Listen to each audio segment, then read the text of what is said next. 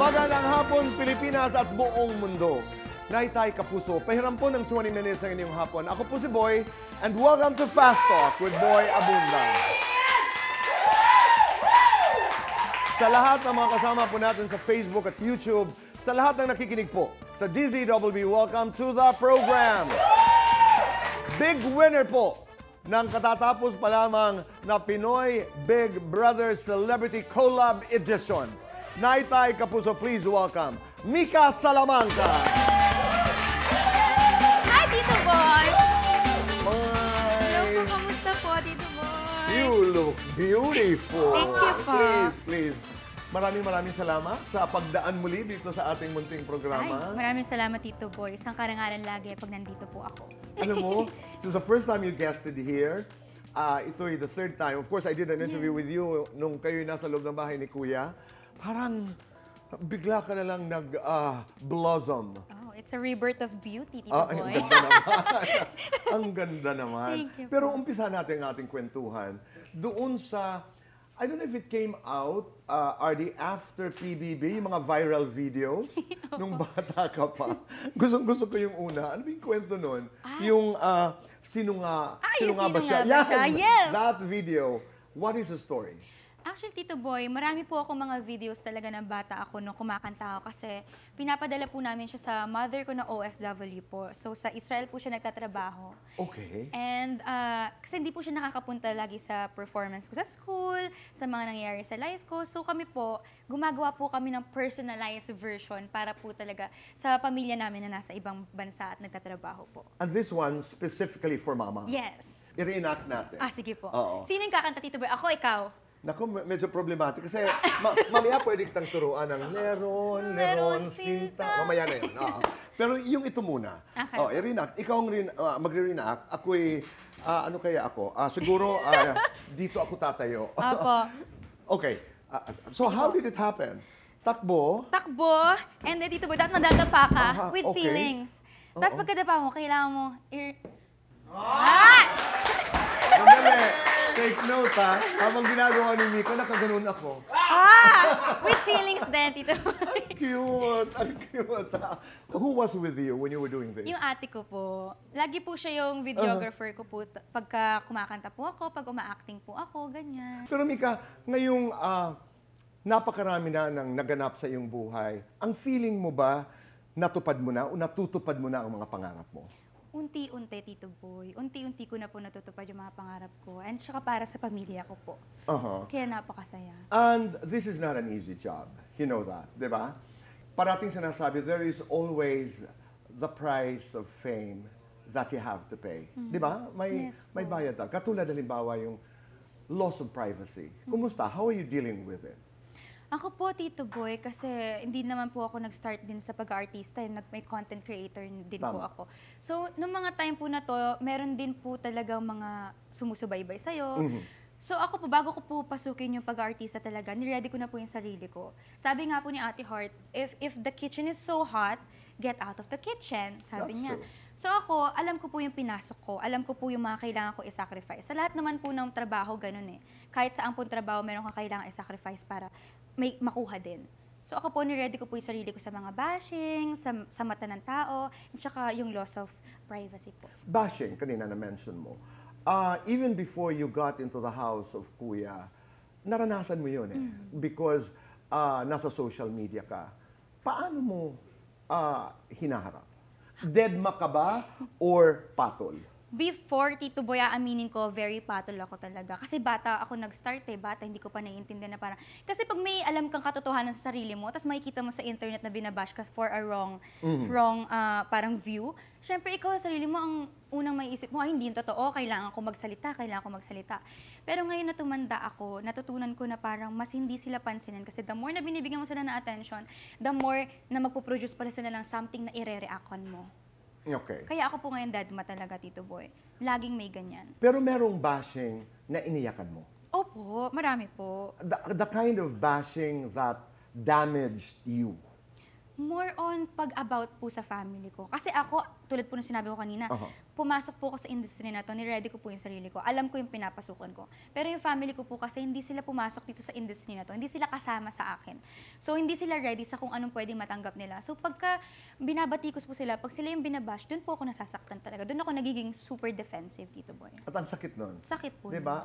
What is your take on flexing on social media? Lalo na ngayon, ito'y mainit na pinag-uusapan. Ako, Tito Boy, minsan nag-reflex din naman po ako eh. Siguro, depende po siya. Nagiging masama lang naman po yung pag-reflex kung ano yung, kumbaga kung ano yung pakay mo sa pag-reflex. Intention. No? Yes, intention mo po talaga. Kasi ako pa nag-reflex po ako, or pag may pinopost po ako, gusto ko po maka-inspire sa mga tao na ito yung hard work ko, hard-earned money ko, na ako'y natatrabaho, na kaya ko maka-inspire sa mga tao. Through postings po. Tama. Ako naman, hindi ko alam if you posted but did you announce that you donated your prize money sa PBB? I like that. Hindi, gusto ko yun. Technically, it was flexing, pero I like the idea. Ako personal ito, na opinion po, I like the idea na ipinapaalam ng tao, ng kapwa, na may ginawa siyang mabuti. Because para sa akin, people, especially young people, should realize that it is okay to do good. Paano mo naisip yun?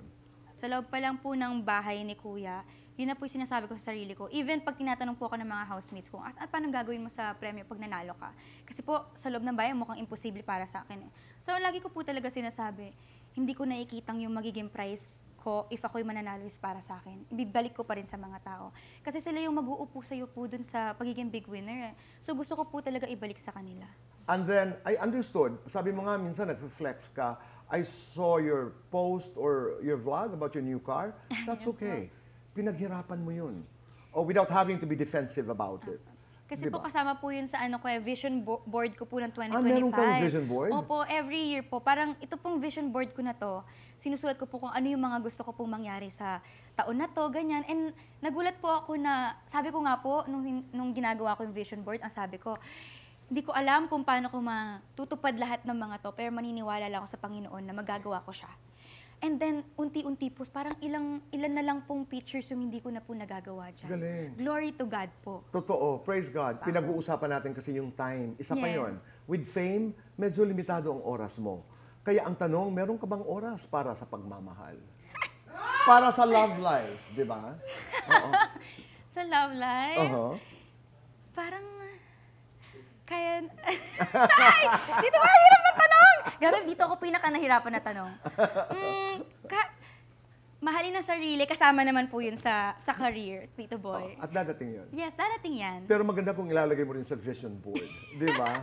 Wala siya sa vision board ko ngayon 2025, pero baka ihabol ni Lord. Pero meron akong suspensa. Wala siya sa vision board, pero nasa puso siya. Ganun naman ganun ang pagmamahal, Tito Boy. Hindi, teka muna. You know, I went inside the house of Kuya and I did that interview before the big night. Naalala mo? Apo.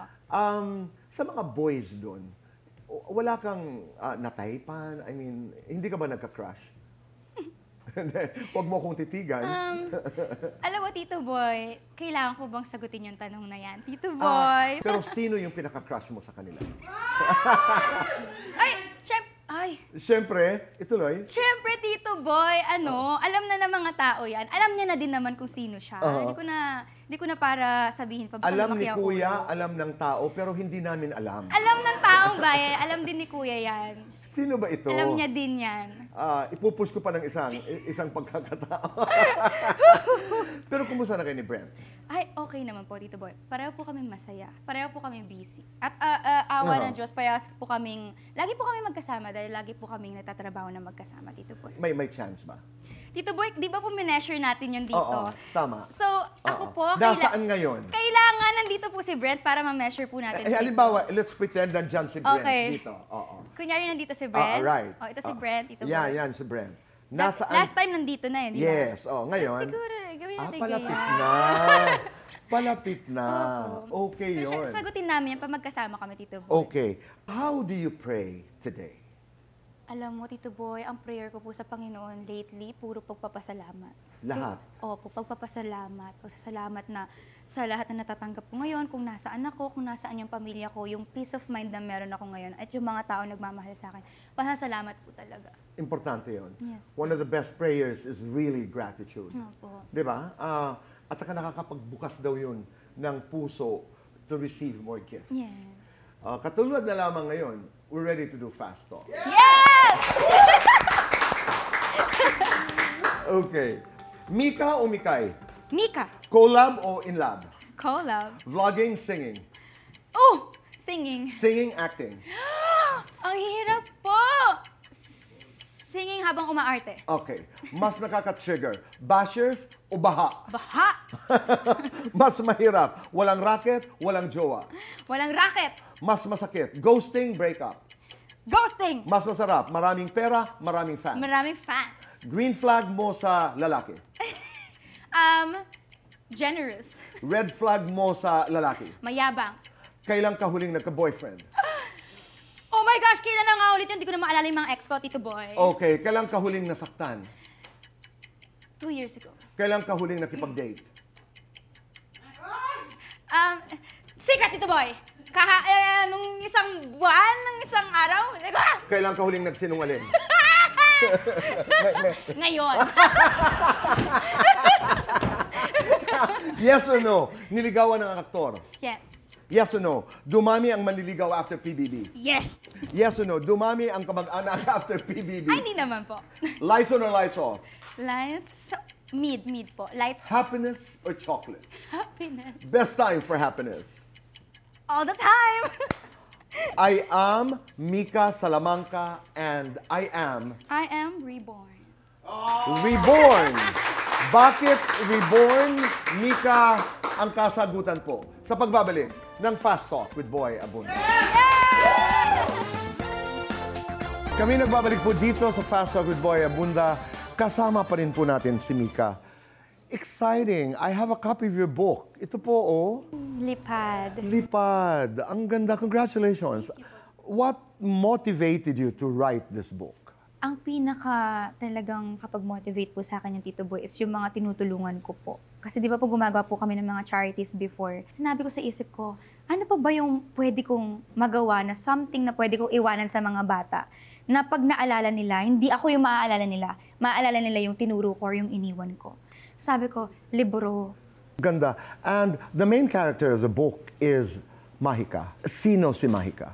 Si Mahika po is ako po. Ako po si Mahika. Okay. Pero dito sa librong Lipad, si Mahika ay isang diwata. Yes. At ang kanyang pakpak ay? Maliit. Okay. Ang pakpak niya po, kasi si Mahika po kasi takot siya, Tito Boy. Takot siyang lumipad para makita yung mga iba't ibang pakpak. Okay. At ang akala niya? Akala niya mali yung pakpak niya. Okay. Akala niya depektibo siya. Napakaganda. I appreciate the fact that you said, this is my story. Kanina, sa Fast Talk, sinagot mo ako tungkol sa pagiging reborn. Exactly what you mean by that? Kasi po, Tito Boy, yung newfound success ko po, nabigyan niya po ako ng rebirth po talaga, Tito Boy. New voice, new strength. Gusto ko pong ipapanood sa inyo itong video na to, Tito Boy. Para siyang a week in my life, kung saan may kita po natin na sobrang hectic po nang nangyayari. Pero unti-unti pong natutupad yung mga pangarap. Parang si Mahika lang Yes. na nabigyan ng mas malaking Pakpak. and now can fly Yes. better. Naitay Kapuso, panoorin po natin ito. So much better. Even. I think we got it. We got the shot.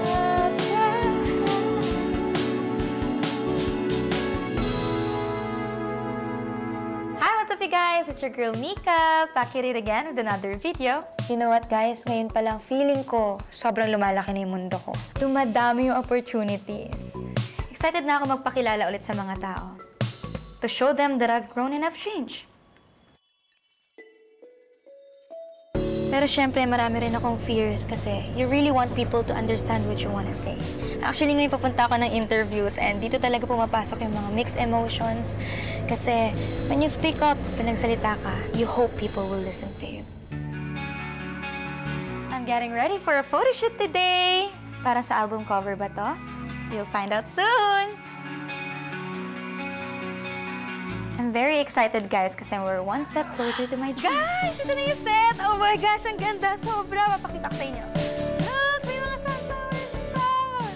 Pero alam niyo ba, guys, sa photoshoot na to, para din kayo nasa reality show na challenge kasi you have to project yung looks, yung expressions, anything na walang mga words. Yay! O, diba? Challenge! May mga bagay talaga na pwedeng i-communicate kahit walang sinasabi. And yun yung challenge sa akin for today. Kuya, isa pa.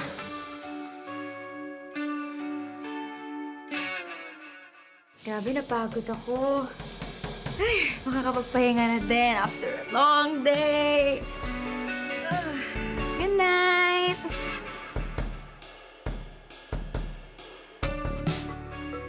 Hi! Today, I just want to remind everyone to take care of your mental health. Minsan, things can get really crazy, lalo na pag sobrang busy mo. Pero keep on working on yourself at your own pace. Makikita mo yung mga areas sa buhay mo na kailangan mo ng improvement to achieve your dreams, to become stronger. Tomorrow, mag-i-start na kami mag-recording sa studio. But today, I just wanna take it easy.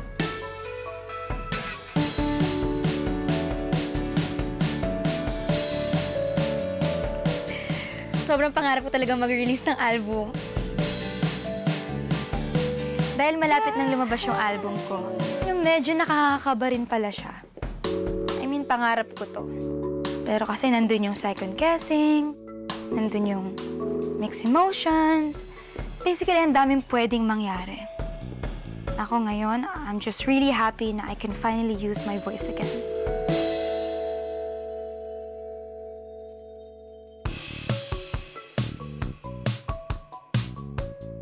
Dahil first love ko talaga ang music, sobrang excited ko na ma-share ko na sa inyo ang happiness ko, ang pangarap ko. Ready na ako marinig niyo ulit yung boses ko.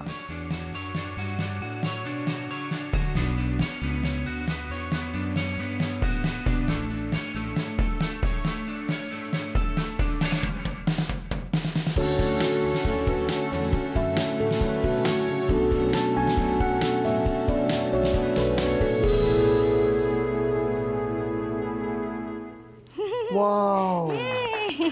Congratulations! Blooming ka talaga. Ang ganda-ganda mo ngayon. Thank you You're po, glowing. Tito Boy. Thank Diba? you po. Ang dami kong pulot doon sa iyong... Weekly vlog. Yeah. Yeah, it's very important to me when somebody says, I'm so excited na maririnig muli ang aking boses. Importante kasi yun eh. At kung paano din po papakinggan yung boses mo. At kung paano mo actually... Sasabihin kung ano yung gusto mo sabihin. Bingo. Ganda. Kasi yung take-away mo doon sa karanasan mo, and that pushes you to be, you know... A better person. Yun, to be a better person. And that's a rebirth, Tito Boy. Totoo. Mika, marami ang nagmamasid sa ating pag-uusap na ito. Maraming mga bata, maraming mga kababayan. Ang palagay nila, maliit ang kanilang pakpak, kaya hindi sila nakakalipad. Ano ang piece of advice mo sa kanila? Hanggat kaya nilang maglakad, kung hindi pa nila kayang lumipad, gawin nila.